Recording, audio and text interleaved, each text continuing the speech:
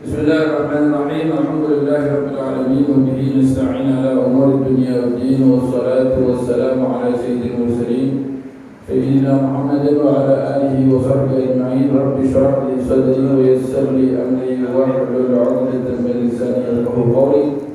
Qala al-imam al-'alim al-'allamah as-sayyid al-halim Abdullah bin Husain al-Tahir rahimahullah wa nafa'ana bihi wa bi'ulumihi fid darain amin. Fi kitabih Sulam Taufiq ila mahabbatillahi ala at-taqi ila an qala faslun fa min al-wajibi khamsu salawatin fil yawmi wal lailati.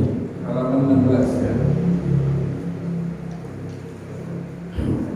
Al-dhuhru wa waqtuha idza zalat asy-syamsu ila nasiri dhilli kulli syai'in mithlahu ghayra dhillil istiwa. Sebelumnya pada pasal sebelumnya Al-Habib Abdullah bin Husain al-Tahir mengatakan faslun yajibu ala kulli mukallafin ada jami' ma aujabahu Allah alaihi. Dia bilang katanya sebelumnya wajib, pasal yang sebelumnya mengatakan bahwa wajib bagi setiap mukallaf. Ya, mukallaf diterangkan dulu kepada pelajaran yang lalu. Mukallaf itu akil balik. Dia berakal, berarti dia bukan orang minum atau bukan orang gila, akalnya sehat. Akil balik dan balik sudah balik, ya, berarti sudah dewasa. Ini mukallaf. Nah, kemarin diterangkan bahwa wajib bagi setiap mukallaf untuk melaksanakan semua apa yang diwajibkan oleh Allah Subhanahu wa taala atasnya. Dan kemudian pasal yang sekarang ini mengatakan faslun fa minal wajib. Di antara yang wajib, maka wajib untuk menjalankan apa saja yang diwajibkan oleh Allah. Kemudian pasal berikutnya, di antara yang wajib yang Allah wajibkan bagi kita, fa minal wajibi alamat al-mukallaf, bagi mukallaf itu apa yang wajib?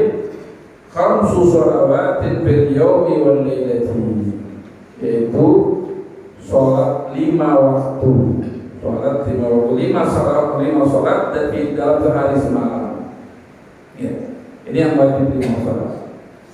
Ya, karena ketika ada orang bertanya kepada baginda Rasulullah, adakah yang lainnya Rasulullah? Enggak ada, udah 5 doang.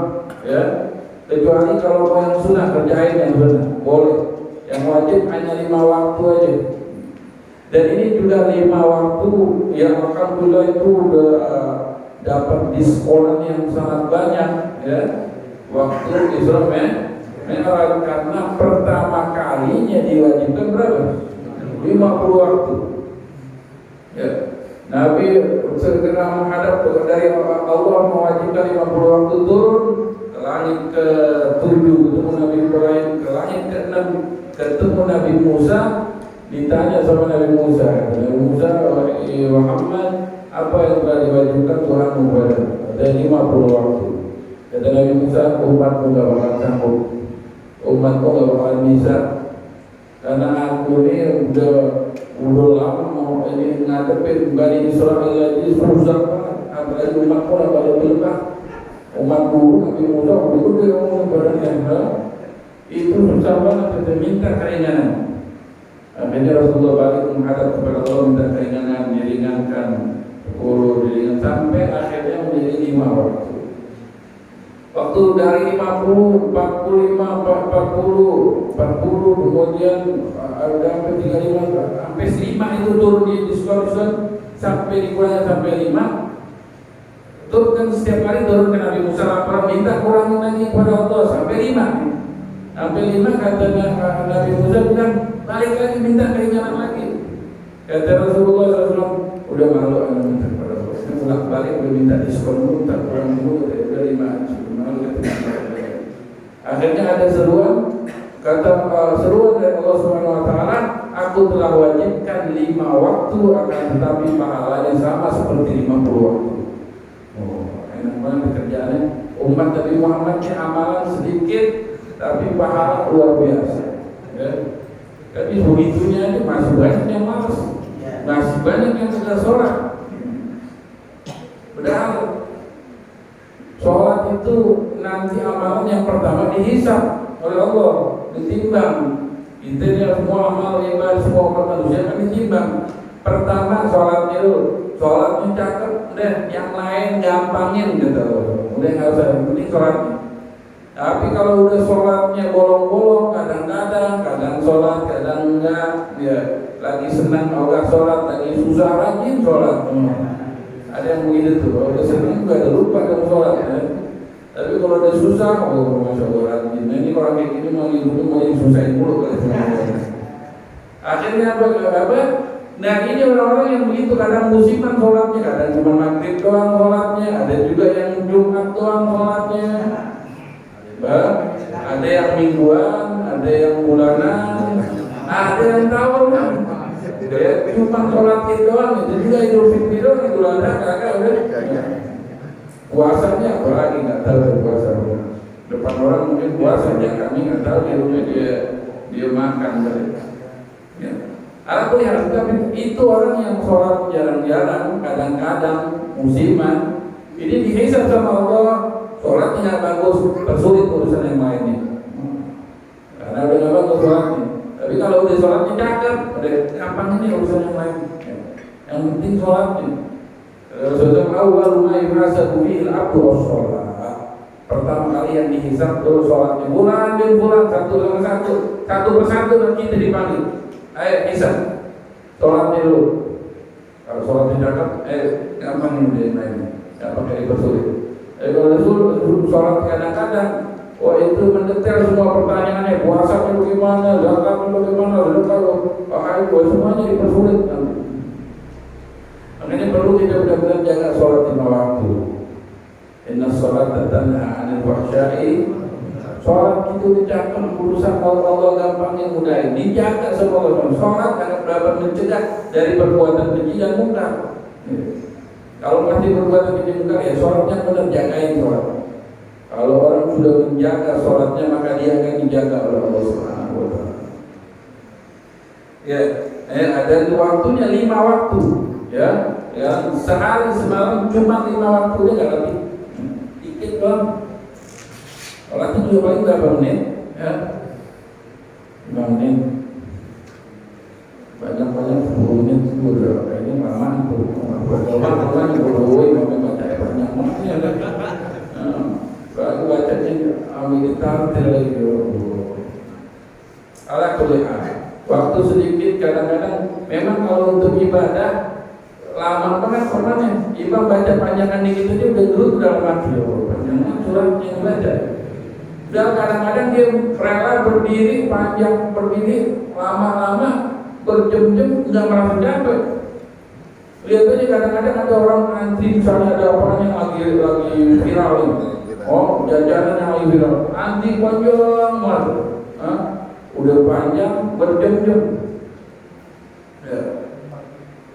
Kuat tuh, kuat banget. Kemudian buat makan tuh cari makan. Udah buat yang gratis, berat gaya, beli. Anak pernah lihat tuh ada makanan yang viral tuh.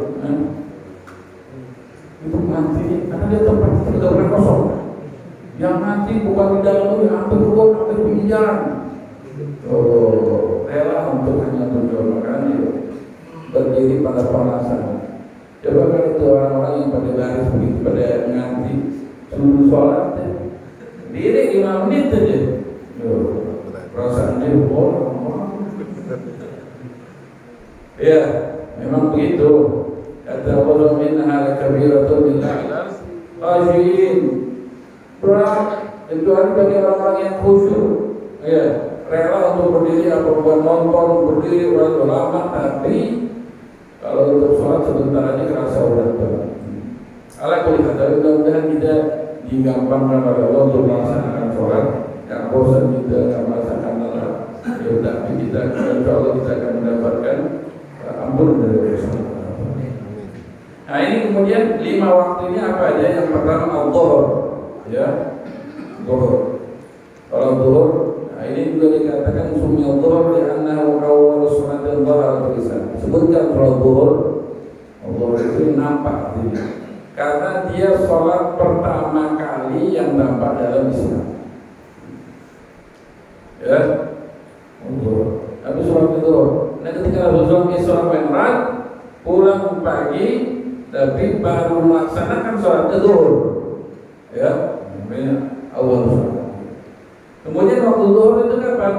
Katanya wa waqtuha idza zalat asy-syamsu mimma ila masir dhilli kulli syai'in mithlahu ghayra dhilli istiwa. Waktunya idza zalat asy-syams, apabila matahari sudah tergelincir. Iya, sebenarnya matahari itu nggak ada tergelincir, nanti juga bayangannya, memang istilahnya.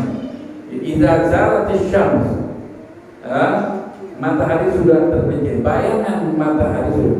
Diumpamakan kalau ini ada benda kayu apa, nah ini misalnya matahari dari masyriq, dari timur, nah ini kan begini.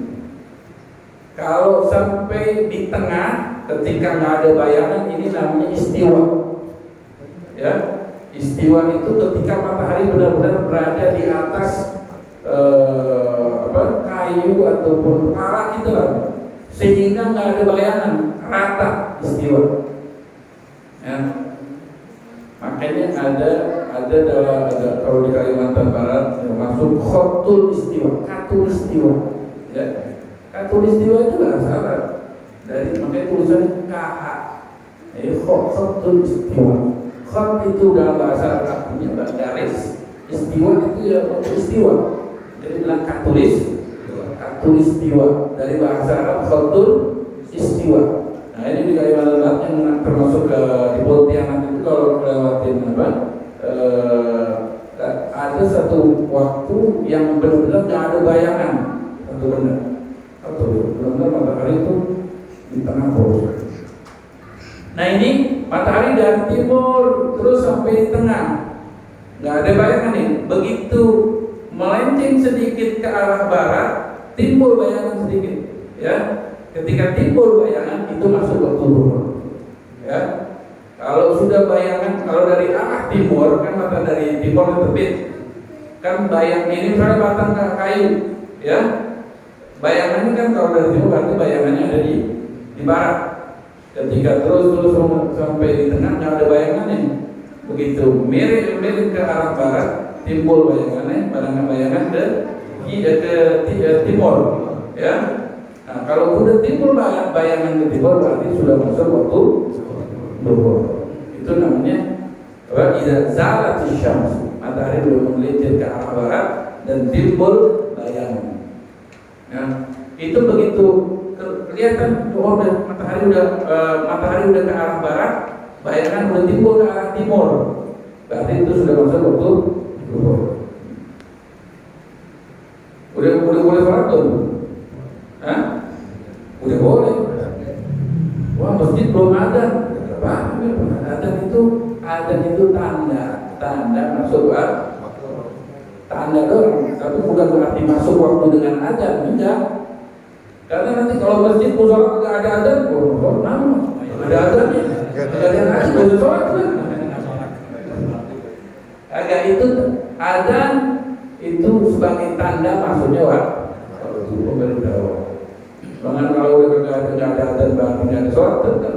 Seandainya sudah masuk waktu belum adzan, ente tahu dia udah masuk zuhur, ente mau sholat boleh? Boleh, kan udah masuk waktu. Udah masuk waktu boleh sholat walaupun belum adzan. Ya, air idza zalatis syamsu ila masir, sampai mana batasannya makna zuhur itu? Ila masir dhilli kulli syai'in mithlahu, sampai menjadi bayangan bentuk sesuatu seperti bentuknya, bayangan sesuatu seperti bentuknya, bentuk apa sesuatu tersebut. Ya, misalnya seperti ini. Ya, pertama tadi kita bilang mataharinya dari timur, terus menghadapnya ke waktu istiwa di tengah. Begitu miring sedikit ke arah barat, timbul bayangan. Jadi ke timur berarti udah masuk waktu. Habisnya waktu zuhur bagaimana? Nah, sampai bayangan tersebut sama panjang sama bendanya. Ya. Misalnya ini bendanya berapa senti? Kalau bayangannya kita sama, oh bayangannya misalnya 10 cm, bendanya ini 10 cm, berarti bayangannya udah 10 cm. Nah, kalau udah 10 cm lebih dikit sudah keluar waktu itu. Sampai bayangan itu sama, itu sudah terakhir waktu. Lebih dikit udah habis waktu zuhur habis, masuk berpuasa. Jadi kalau bayangan sesuatu sama seperti benda, itu habisnya. Jadi ya, kalau kita tahu tombak misalnya ada semeter, lihat bayangannya semeter atau belum? Ya, kalau udah semeter, itu udah terakhir. Lebih dikit udah keluar waktu. Nah ini ada hal penting juga kan, ada ila masiri dhikri kulli syai'in mithlahu ghairu dhikri istiwa, selain bayangan istiwa. Ini kita perlu istiwa sudah pusing kan.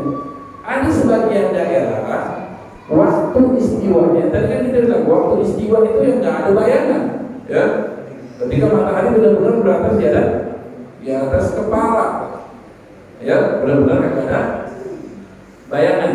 Tapi ada sebagian daerah waktu istiwanya itu mungkin daerahnya lebih ke utara ataupun lebih ke selatan, sehingga waktunya istiwa dia udah punya bayangan.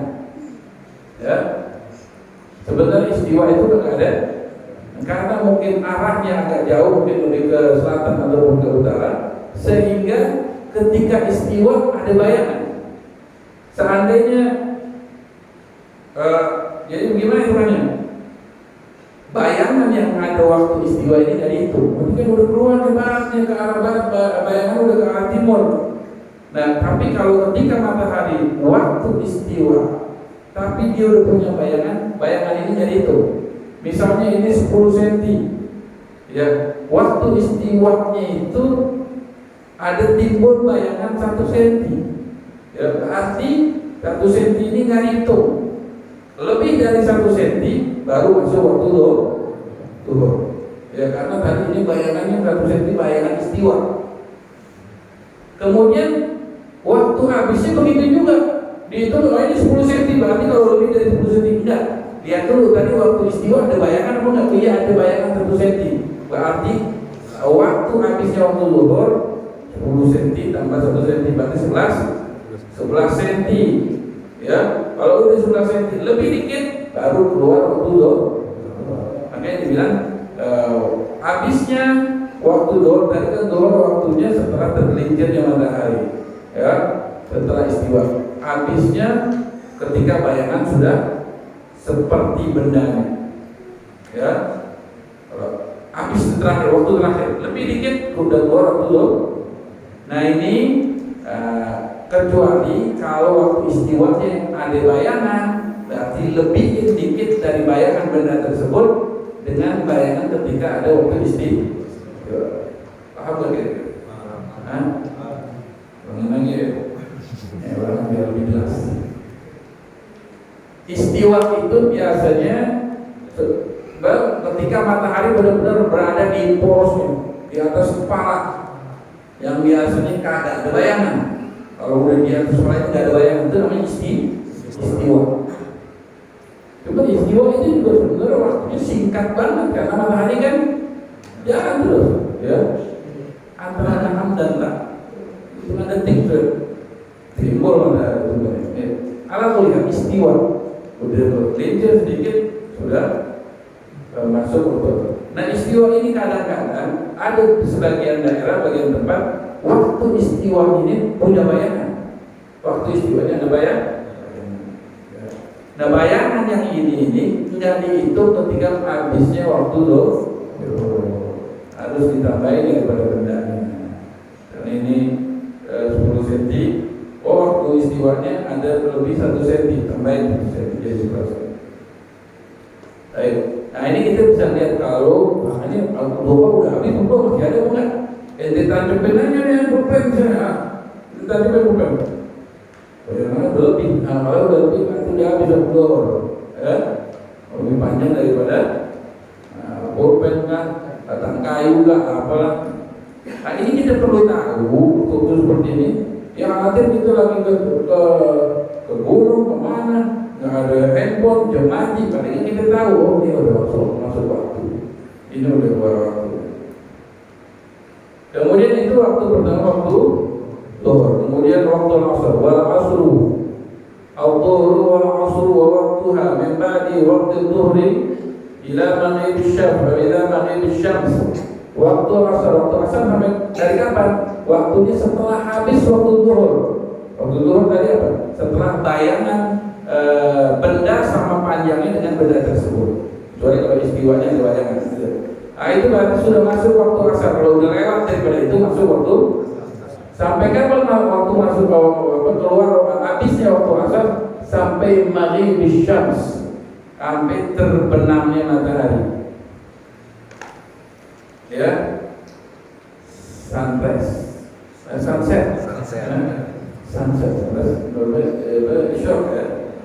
sunset. Jadi kalau di pantai itu melihat matahari terbenam, ya, terbenam di pinggir pantai sampai di tenggelam ke laut. Begitu habis itu matahari, berarti habis waktu asar, ya. Waktu asar habis, masuk waktu maghrib.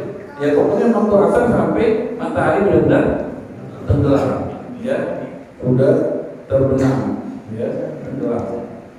Dalam udah tenggelam yang udah nggak kelihatan matahari. Yang itu yang pasti kalau kita di pinggir pantai ataupun di padang pasir, ruangan terbuka, kelihatan matahari terbenam. Berarti udah habis waktu asar. Masuk waktu maghrib. Waktu maghrib kapan? Wal maghribu wa waqtuha min ba'di maghrib syams ila maghrib syarqil ahmar. Waktu maghrib kapan? Dari terbenamnya matahari. Ya. Terbenam matahari itu tenggelam sudah hilang sudah. Tinggal ada mega merah. Ya. Dari terbenamnya matahari ila maghrib syarqil ahmar, sampai hilang mega-mega merah, ya, kilauan cahaya matahari itu hilang. Nah ini waktu maghrib juga, kalau seandainya kita lagi di pantai atau di tanah lapang yang luas yang kelihatan terbenamnya matahari, pas bulan puasa, bulan puasa kan sampai maghrib, itu lihat matahari lagi di pantai, lihat sunset. Begitu matahari terbenam, udah lihat dikit-dikit dia turun matahari, habis nggak kelihatan lagi itu matahari, ente boleh buka puasa. Biar kata masjid belum ada belum. Karena ini apa? Ini yakin maghribnya, ya, masuk waktunya, ya, yakin dengan mata kepala sendiri, tidak. Tapi bukannya yang kealingan gedung, baru bangunan, baru untuk kelihatan cuma bangunan, ya. Dia sedang di pantai atau di padang pasir yang kelihatan, yang nggak terhalang kelihatan mataharinya, nggak terhalang. Anak pernah begitu, lagi di pantai sunset, sunset ya. Wah, batalin puasa Ramadan itu zaman di daerah di Rudeida. Itu pulang ke rumah, belum ada buka, belum ada. Ya, cuma batal ya kagak itu karena waktunya. Pasti kita yakin ini ya. Karena waktu-waktu yang sudah dijadwalkan itu semuanya perakiraan, dikira-kirakan. Kalau ini tinggal sendiri yakin. Ya, sampai hilang waktu maghrib, dari terbenamnya matahari sampai hilangnya mega merah. Wa isya waktu min ba'di waktu maghrib ila tulu'il fajr shadiq. Nah, ini waktu yang paling panjang, waktu isya. Selesai waktu maghrib sampai kapan? Sampai terbitnya fajar shadiq. Terbitnya fajar. Terbit fajar. Ini fajar bukan matahari, ya. Fajar fajar menyingsing, bukan fajar matahari lain ya. Terbit fajar atau terbit matahari beda. Fajar itu adalah cahaya putih yang timbul di sekeliling ufuk, di sekitar ufuk ya. Yang akhirnya terus menerang sampai terang ya. Karena dibilang fajar shadiq, fajar yang benar. Ada karena ada fajar kadhib. Fajar kadhib itu yang cahayanya melintang ke atas, habis itu hilang. Kalau fajar shadiq itu di ufuk, di pinggiran. Terus nama makin terang, waktu itu kalau AB Isya kan gitu.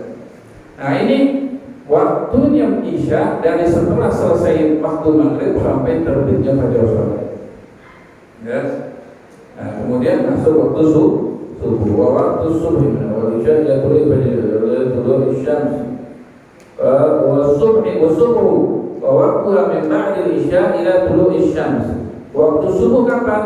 Dari setelah sholat isya habis, yaitu dari terbitnya fajar shadiq. Terbitnya fajar, cahaya keputihan di sekitar ufuk ya, sampai terbit matahari. Nah ini sunrise ya. Kalau dari sunset ini terbit matahari keluar dikit, keluar sedikit, habis sudah waktu subuh. Kalau bangun siangan, ya ada orang kesiangan, kesiangan, waktu subuh habis, jadi nggak sholatnya, ya kayak gitu. Kalau ada orang yang ketinggalan kehabisan waktu, waktu maghrib udah habis, bagaimana ceritanya? Ya itu tetap wajib sholatnya gogok tadi. Udah isya ini belum sholat maghrib, ya sholat deh, ya. Tapi niatnya gogok. Ya kalau kita belum melakukan satu sholat sampai keluar waktunya, bukan udah nggak boleh sholat, ya berarti kita tetap sholat dikerjain, tapi gogokan bukan adaan. Ya, itu waktu subuh. Nah, ini kita perlu mengetahui waktu-waktu di waktu-waktu sholat. Ya kita apabila dalam keadaan di luar daerah atau bagaimana kita bisa lihat di daerah ini waktunya gimana kan? Beda nih, amen di Jakarta misalnya, di luar kota waktu masuk belum? Udah cari aja di belakang dia mau nih, atau lihat matahari bagaimana? Bayangan udah sampai mana? Maghrib, subuh semuanya. Karena kita udah belajar, kalau nggak belajar nggak tahu ya. Udah orang asar belum ya? Kalau tahu waktunya asar itu kalau bayangan sesuatu udah melebihi daripada bendanya, berarti udah masuk. Kemudian kita matahari subuh habis sampai terbitnya matahari. Kemudian fatajibu hadhihi al-furud fi awqatiha ala kulli muslimin balighin akhirin tahirin. Fa yaqulu taqdimuha ala waqtiha wa ta'khiruha anhu li ghairi udhrin.